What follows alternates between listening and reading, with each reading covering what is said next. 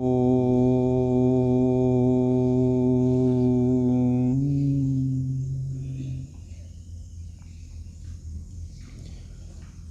प्रेमी सज्जनों, विदुर नीति 72वीं कड़ी महापाप के विषय में महात्मा विदुर गिना रहे हैं। कौन कौन से बड़े अपराध होते हैं, बड़े पाप मनुष्य किस तरह करता है। अगारदाही गर्दह कुंडासी सोम विक्रयी परवकारश्च शुचि च मित्रधृक् परदारिकः हृणहा गुरुतल्पी च यश्च स्यात् पानपो द्विजः अतितीक्ष्णश्च काकश्च नास्तिको वेदनिन्दकः श्रोव प्रग्रहणो व्रात्यः कीनाशश्च आत्मवानपि रक्षेत युक्तश्च यो हिंस्यात् सर्वे ब्रह्मभि समाः। ये सब ब्रह्मघातकों के समान है। दूसरे के घर में आग लगाने वाला महापापी है। दूसरे को जहर देकर के मारने वाला महापापी है। एक ही जगह एक ही पात्र में बैठ कर के मांसादि भक्षण करने वाले पापी लोग हैं। सोम रस को बेचने वाले पापी कहे हैं। परवकारः बाण को बनाने वाले, अणीदार बाण बनता था, तीर बनता था, जो लगने के बाद निकलता नहीं था। उस समय इस तरह के शस्त्रों का निषेध किया हुआ था कि ऐसे शस्त्रों का प्रयोग नहीं करेंगे। बाण जब शरीर में गड़ जाता है और बड़े आराम से निकाल भी सकते हैं, उन बाणों का प्रयोग करने का नियम पहले था। किंतु जो मुड़े हुए बाण होते थे और शरीर में गड़ने के बाद निकलते नहीं थे, उन बाणों का प्रयोग करने का निषेध था। तो यहाँ कहा है ऐसे बाणों का जो प्रयोग करते थे वो पाप की श्रेणी में आते थे, अथवा जो इस तरह के बाण हथियार बनाने वाले वो भी पापी होते थे। एक अर्थ हमने किया था अवैध हथियारों को बनाने वाला पापी है। चुगलखोर पापी होता है। मित्र से द्रोह करने वाला, अपने मित्र को धोखा देने वाला पापी होता है। अन्यों की स्त्रियों के साथ रमण करने वाला महापापी होता है। गर्भपात कराने वाले महापापी होते हैं। यहाँ तक हमने पीछे चर्चा की थी। आगे कहा है गुरुतल्पी।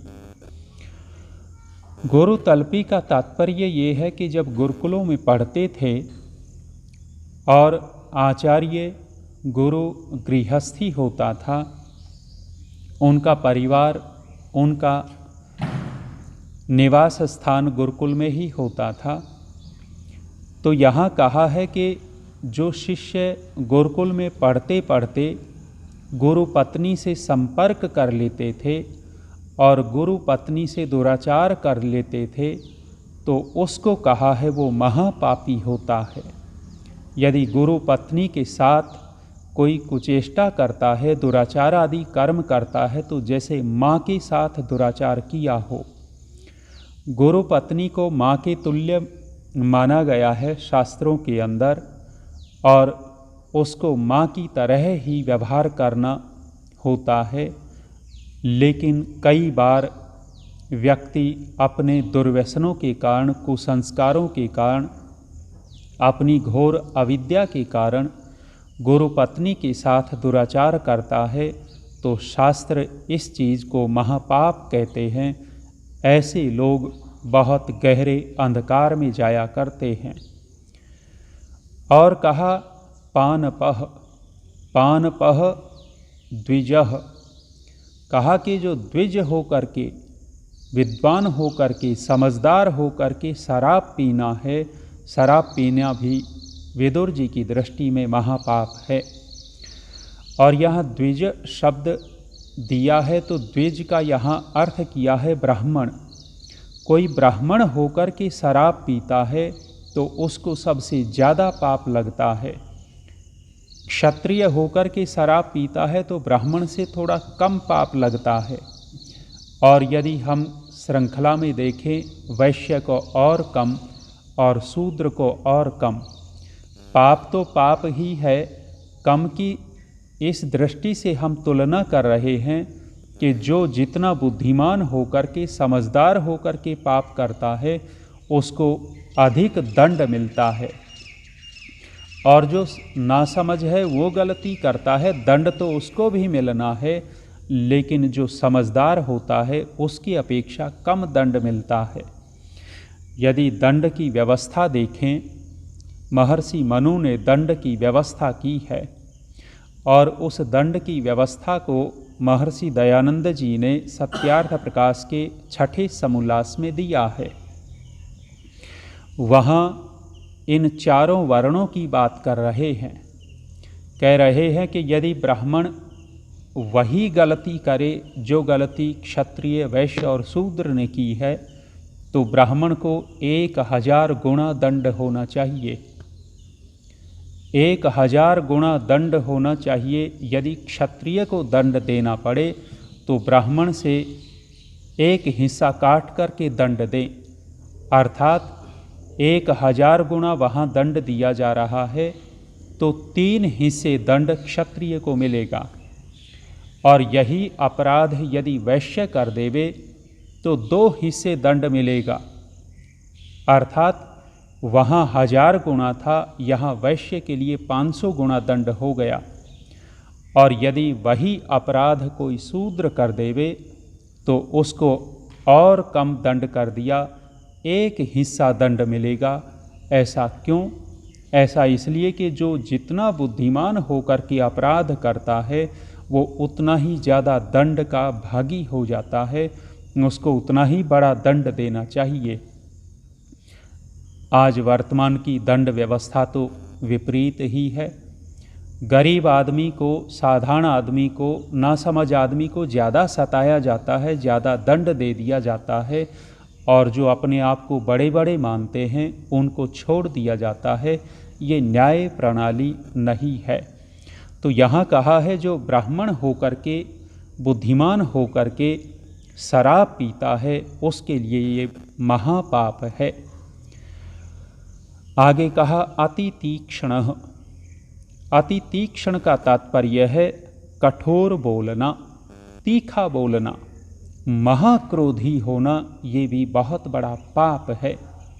यदि व्यक्ति बहुत ज़्यादा कठोर बोलता है और इतना कठोर बोलता हुआ व्यक्ति अंदर से संतुलित नहीं होता, वहाँ क्रोध भी कर रहा होता है। बिना क्रोध के व्यक्ति कठोर नहीं बोल सकता। जब अंदर क्रोध उठता है तभी व्यक्ति बहुत कठोर बोलता है। इसलिए जो कठोर बोलता है वो भी पाप की श्रेणी में आ गया। महात्मा विदुर कहना ये चाहते हैं कि जब जब बोला जाए तो प्रिय बोला जाए, मधुर बोला जाए, मीठा बोला जाए, सरलता से बोला जाए। संकेत तो करना चाहते हैं दुर्योधन की ओर। दुर्योधन जब गुरुओं से मिलता है, पितामह भीष्म अपने दादा से मिलता है, दुर्योधन कोई प्रेम से नहीं बोलता, उनको भी इतना कठोर बोलता है कि वे लोग सहन करने के अतिरिक्त कुछ कर नहीं पाते। राज्यसभा में जिस समय द्रौपदी के केस पकड़ कर के लाए जा रहे थे, द्रौपदी को घसीटते हुए दुशासन ला रहा था, उस समय दुर्योधन की निर्लज्जता दिखाई दे रही थी, दुर्योधन की कठोरता दिखाई दे रही थी, दुर्योधन की असभ्यता दिखाई दे रही थी। और उस सभा के अंदर दुनिया के सबसे बड़े वृद्ध व्यक्ति बैठे हुए थे, विद्वान लोग बैठे हुए थे, लेकिन एक अधर्मी की जबान को लगाम नहीं दे पाए वे। इतना बड़ा अनर्थ होने का कारण उन बड़े विद्वान वयोवृद्ध लोगों के चुप रहना है। मुख्य कारण जो इतना बड़ा युद्ध हुआ महाभारत का, यदि वे लोग चुप न बैठ करके दुर्योधन की जवान को लगाम दे देते तो इतना बड़ा महाभारत का युद्ध न होता और हमारा ये आर्यवर्त देश हजारों हजारों साल पीछे न जाता। यदि महाभारत का युद्ध न हुआ होता तो ये हमारा देश विश्व के अंदर जैसे पहले चक्रवर्ती राज्य करता था, इस आर्यवर्त भारत देश का ही पूरे विश्व के ऊपर शासन चलता था। ऐसा ही शासन यदि महाभारत का युद्ध न हुआ होता तो आज भी वर्तमान में दिखाई देता। लेकिन दुर्योधन की कठोरता को, कठोर वाणी को, असभ्यता को, अशिष्टता को उन लोगों ने लगाम नहीं दी, जिसका परिणाम पूरे देश को भोगना पड़ा था। इसलिए महात्मा विदुर कहते हैं कि कठोर बोलना, महाक्रोधी होना, ये बहुत बड़े पाप के अंतर्गत आता है। हम क्रोध को छोड़ेंगे, समझो कि पाप को छोड़ेंगे। हम कठोर बोलना छोड़ेंगे, समझो कि पाप को छोड़ेंगे। बहुत सारे लोग गालियाँ बहुत देते हैं, बात बात में गालियाँ, मजाक में गालियाँ, वैसे सामान्य बात करते हुए गालियाँ, वो बिना गालियों के बात ही नहीं करते। और इस तरह के भी लोग देखे गए हैं कि उनको पता ही नहीं लगता कि हमने गाली भी दे दी है, और गाली अपनी बेटी को दे देंगे, अपने बेटे को दे देंगे, अपने परिवार को गालियां देते रहेंगे। वो भी परिवार वाले बेटा बेटी भी इतने अभ्यस्त हो जाते हैं कि उनको भी गाली नहीं लगती। ये दोष है, ये पाप की श्रेणी में महात्मा विदुर ने गिनाया है। कठोर बोलना, गालियां देना, मधुर न बोलना। आगे और कहा, काकह, काक माने कौआ, और कौए की एक प्रवृत्ति देखी गई है। कौए की प्रवृत्ति आप देखेंगे, किसी पशु को घाव हो गया हो, घाव हो गया है तो कौआ जो है दूसरी जगह चोंच नहीं मारेगा, चोंच मारेगा तो उस घाव में चोंच मारेगा। इसको कहा है मर्मतुद, अर्थात मर्म के ऊपर चोट करने वाला। कौए की जो वृत्ति है, यदि मनुष्य भी ऐसी ही वृत्ति रखता है, ऐसा ही स्वभाव रखता है, तो महापाप को प्राप्त होता है। जैसे कौआ घाव को कुरेदता है, ऐसे ही कोई व्यक्ति किसी को ऐसी बात कहता हो कि वो बेचारा आदमी हिल कर के रह जाए, ऐसे मर्म के ऊपर चोट करे, उस व्यक्ति को पापी कहा है। कोई धार्मिक आदमी हो, धार्मिक आदमी नित्य प्रति धर्म में रमण करता है, लेकिन यदि हम माने कि उसकी संतान ठीक न निकली हो, ठीक न निकली हो, इस बेचारी की तो क्या गलती है? उस संतान के पूर्व संस्कार हैं, उसका परिवेश है, बहुत सारे कारण हो सकते हैं। और यदि गांव में मिलने वाले लोग उस धार्मिक आदमी को उसके संतान का नाम ले लेकर के उसको सताने लग जाएं, तो ये पाप की श्रेणी में आ जाता है। मर्मतुद, मर्म को छेड़ने वाला, घाव को कुरेदने वाला। अनेक बार घर परिवार में महिलाएं आपस में एक दूसरे को ऐसी ऐसी बातें कहेंगी कि उनके घाव को कुरेद देती हैं। वो ये नहीं समझती कि आपस में मीठी बातें, अच्छी बातें, सुरक्षा की बातें करनी होती हैं। वो पाप कर बैठते हैं और पता भी नहीं लगता। आगे महात्मा विदुर कहते हैं, नास्तिकः, नास्तिक व्यक्ति भी पापी होता है। बहुत सारे नास्तिक लोग अपनी बड़ाई करते हैं, प्रशंसा करते हैं कि जी मैं तो भगवान को नहीं मानता, मैं तो इस धर्म कर्म को नहीं मानता, मैं तो पुनर्जन्म और इनमें विश्वास ही नहीं करता। वो ये बोलते हुए अपनी प्रशंसा कर रहे होते हैं, लेकिन शास्त्र कहता है नास्तिक व्यक्ति पापी होता है।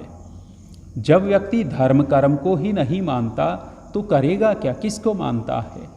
धर्म कर्म को नहीं मानता इसका मतलब अधर्म को मानता है, पुण्य को नहीं मानता इसका मतलब पाप को मानता है। तो ऐसे लोग पाप करते हैं। और नास्तिक कहें किसको? न अस्ति इति कह रहे हैं कि जो अस्तित्व है, जिसकी सत्ता है, उस सत्ता को स्वीकार न करना। ईश्वर है उसकी सत्ता को न मानना, परलोक है उसकी सत्ता को न मानना, पुनर्जन्म है उसकी सत्ता को न मानना, ये नास्तिक के लक्षण हैं। और जब व्यक्ति इस तरह से हो जाता है तो वो पाप बहुत करता है। इसलिए शास्त्र ने नास्तिक व्यक्ति को पापी कहा है। ईश्वर को स्वीकार करना बड़े सौभाग्य की बात होती है। ईश्वर को अंदर से विश्वास पूर्वक मानना और जैसा परमात्मा है उसको वैसा ही मानना बहुत बड़े सौभाग्य से ये मिलता है।